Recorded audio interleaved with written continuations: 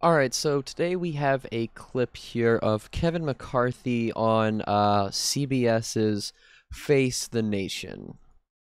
I want to ask you about some of the makeup of your caucus. According to CBS records, 70% of the House GOP members denied the results of the 2020 election. You put many of them on very key committees: intelligence, homeland security, oversight. Why are you elevating people who are denying reality like that? Ooh, hitting him with a spicy question. Well, if you look to the Democrats, they're ranking. Oh God. I mean, I don't know what it is. She just asked him.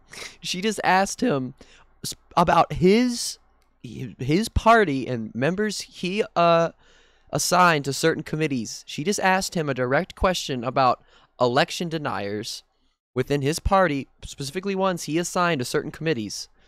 And as soon as he opens his mouth, his response is, well, the Democrats. These people are ridiculous. He can't even answer a direct question. She literally asked him about the Republicans. Well, if you look at the Democrats.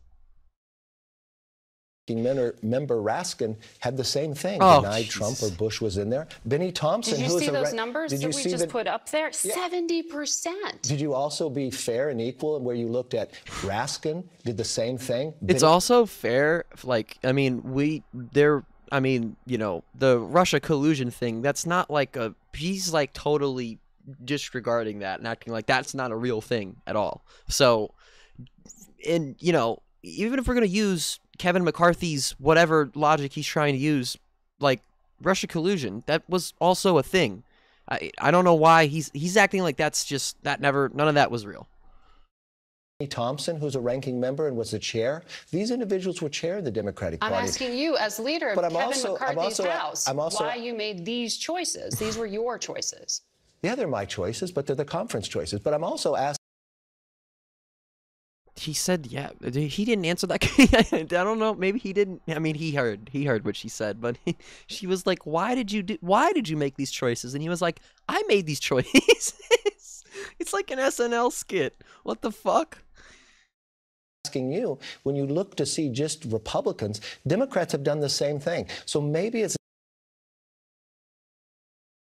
I mean, he's great at. I mean, he's doing I guess a decent job at deflecting, but not really, because he's just making him.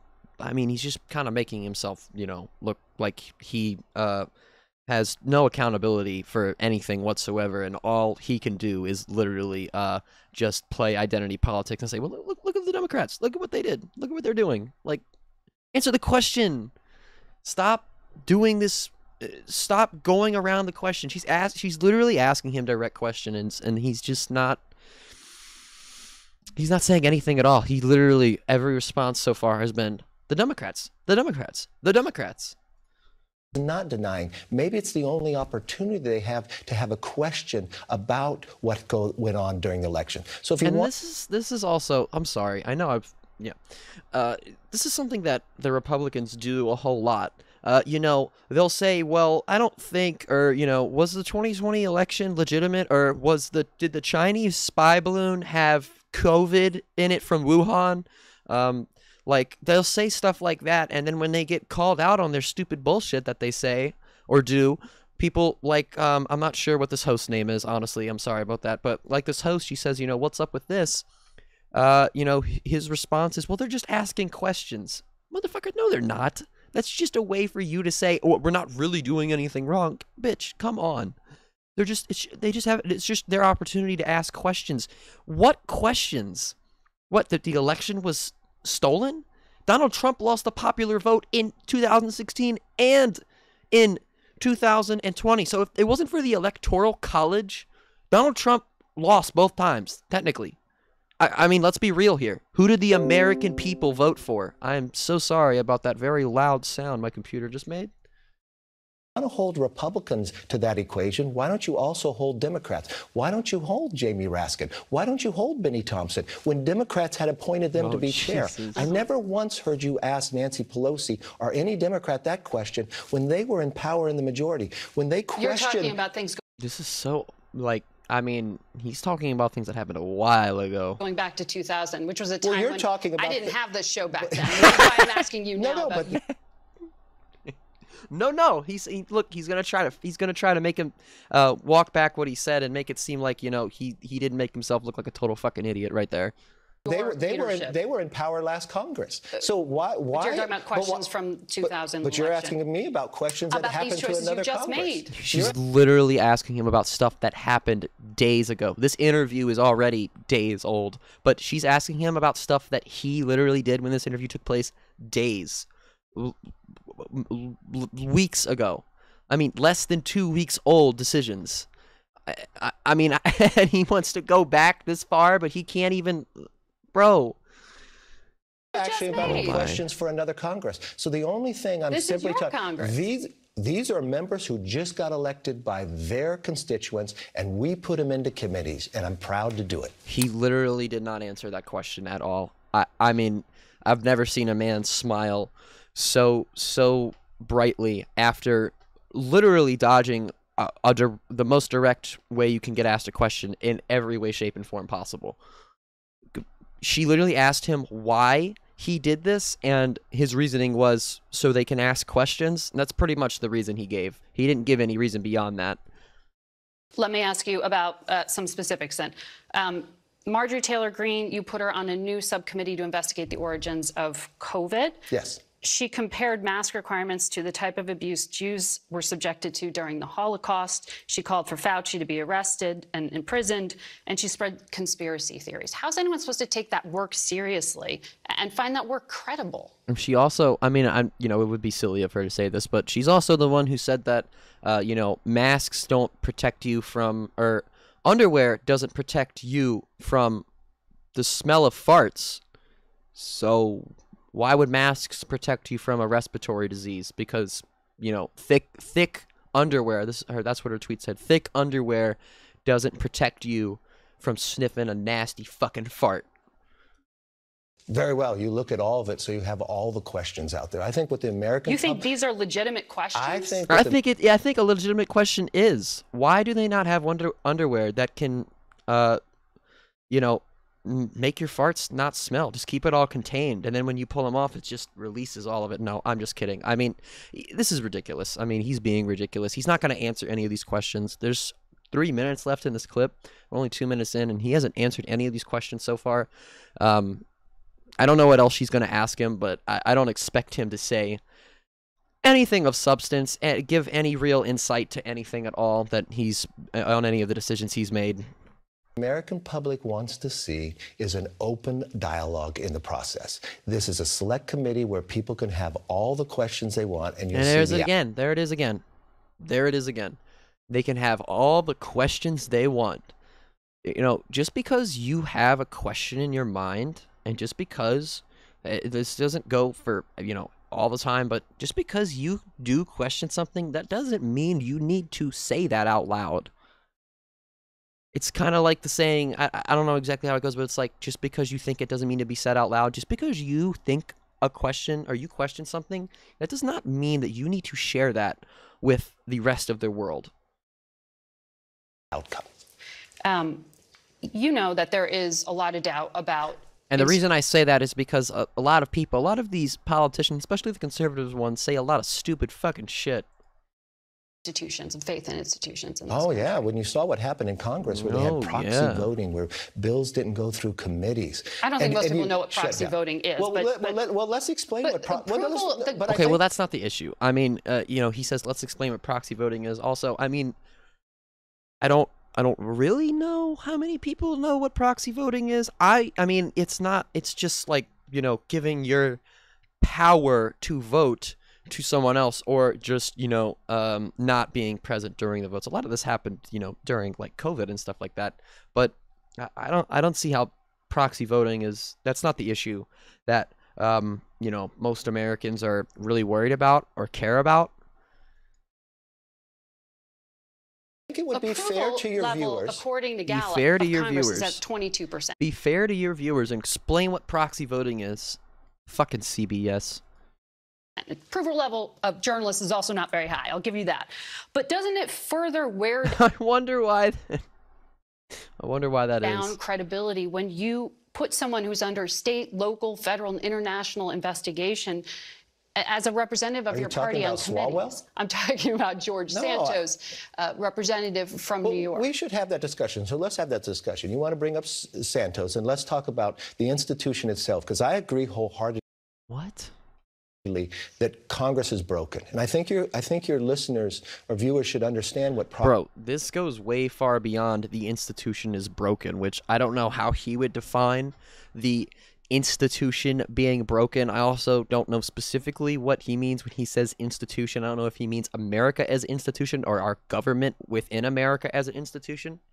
But regardless, I really, and I mean, you know, maybe I'm wrong. Maybe this is my opinion, but I really do think, in specifically George Santos' case, that this goes way beyond the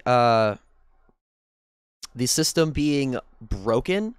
George Santos lied about every single fucking thing.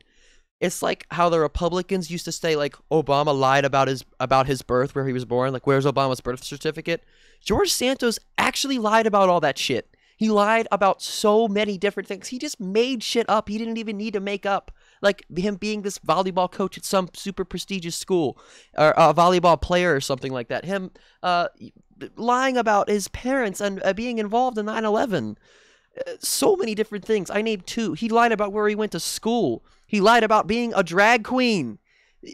Like, there's just so many different things he lied about. He literally ran on... It's not even like false promises. He literally lied about the person that he was, the person that he is. He literally made up every single thing that he said in his campaign. It was literally all made up. It goes far beyond the institution being broken in George Santos' case. This man lied about any and everything that you could possibly lie about. And most, you know, it's like I've said this before. I think that there's maybe a number of politicians on my two hands I could count that don't routinely lie and say stupid bullshit. And both my hands only. Maybe just the one hand, you know, on a bad day. But you know, I have never, ever, at least in recent times, seen someone campaign, at least some of these Republicans, at least Marjorie Taylor Greene, at least Lauren Boebert, at least they come out with the crazy. They come out swinging for the fences. Marge has these crazy fucking ads where she blows cars up with a 50 BMG that I'm not really sure she's actually shooting. You know, Lauren Boebert has these crazy ads where she's walking around with a gun and she's like, I fucking shot and killed someone outside my restaurant. Okay, I don't know if she actually said that. But at least they come out and they're just like, we own the crazy. George Santos literally just made everything up. He's just a fraud. He's like fraud. If fraud was a person, it would be George Santos. Proxy voting was, because it never took place in Congress. But I'm asking before. You about George Santos. I know you asked me a question. Let me ask you. Because you could put it to a vote. You asked me a question. I'd appreciate if you let me answer. So oh my God. But you're trying to talk about like proxy voting and shit. You're not even like answering the question. You're trying to answer your own question that you say people want answered when that's not true. You're literally just deflecting again. You're trying to say, well, let's explain what proxy voting is. No one needs to know that shit. Why does that matter? Let's go through this because it's not one simple answer. Congress is broken based upon what has transpired in the last Congress. The American public wasn't able to come in to see us. Yeah, guys. It was what happened in the last Congress. That's why America's fucked up.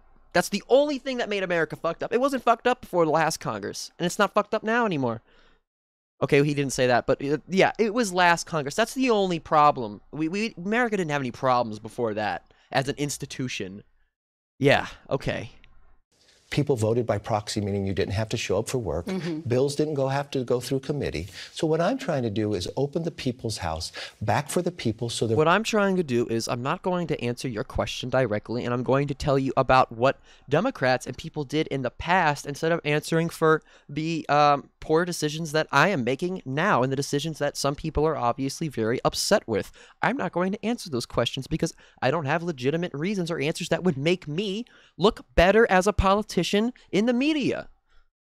Voices there, so people are held accountable. So now, as I just had in the last week, for the first time in 7 years, Every member got to vote. If you got a now third let of me your caucus to vote if to oust him, you could do so. You don't think you could get your Republicans to do that? I wasn't finished answering the question. Oh my God, he's doing so great. He's already great at doing Republican PR. Amazing. So, if every single new person brought into Congress was elected by their constituents, what their constituents have done is lend their voice to the American public. So those members can all serve on committee. But again, he says, you know, the constituents voted for these people. But the person that George Santos said he was is not the person he actually is. And he campaigned on literally, again, any lie you can possibly tell about yourself and your life. He lied about. It's not, the constituents did not elect the real George Santos. They elected the I lied about every goddamn thing I possibly could George Santos.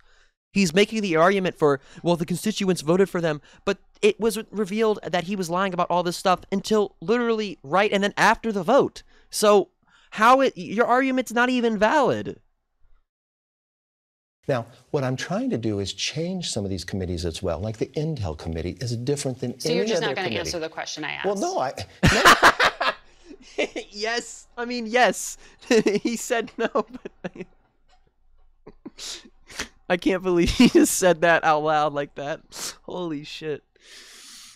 That was fucking awesome. I need to hear that again. Change some of these committees as well. Like the Intel Committee is different than any other committee. So you're just not going to answer the question I asked? Well, no, you don't get to question whether I answer it. You asked a question. What?